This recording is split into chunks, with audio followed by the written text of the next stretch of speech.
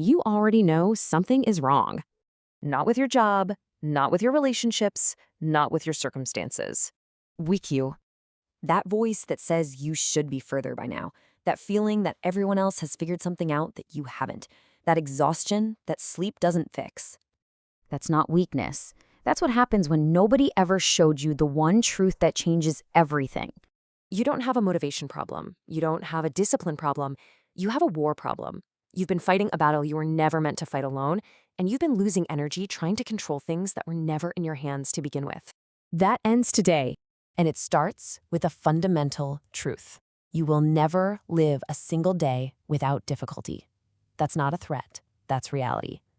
Difficulty is the price of admission for a life that actually means something. You cannot buy your way out. You cannot wait it out. But you can choose your difficulty. Right now, you are standing at a fork in the road. Two paths, two kinds of pain. The pain of discipline and the pain of regret. One you choose quietly, before anyone is watching.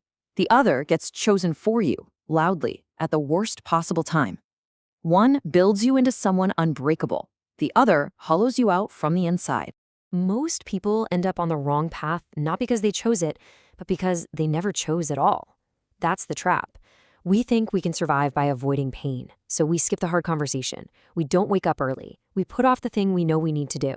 And every time we do that, we are writing a check we will have to cash later, with interest. Avoid the small pain today, guarantee a massive one tomorrow.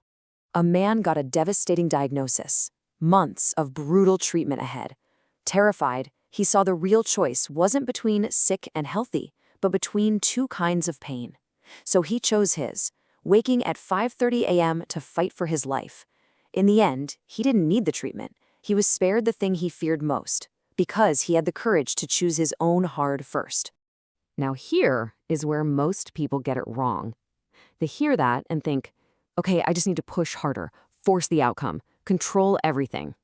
That's not it. And that belief that your effort controls the result is the source of almost every anxiety you carry. Here's the number that will reframe your entire life, the amount your personal effort contributes to the final outcome. 0.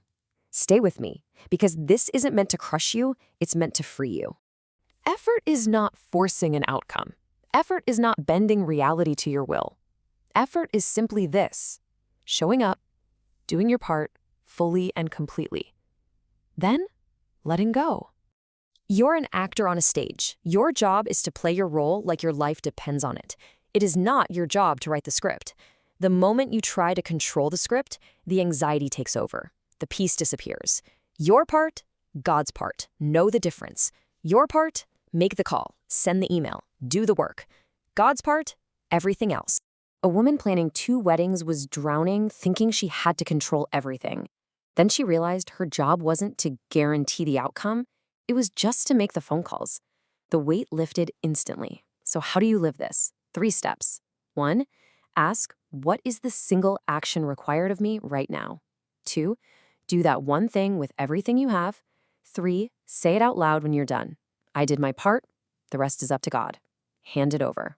Mean it. Now, I already know the fear in your mind. What if I do everything right and still get cheated?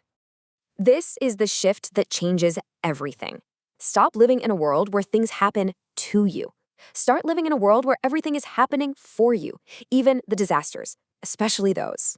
A businessman's competitor tried to destroy him, plastering his number across the city for a fake mattress sale, 700 calls a day. Instead of fighting back, he asked one question: how is this for me? He called a wholesaler, hired a team, and started selling mattresses.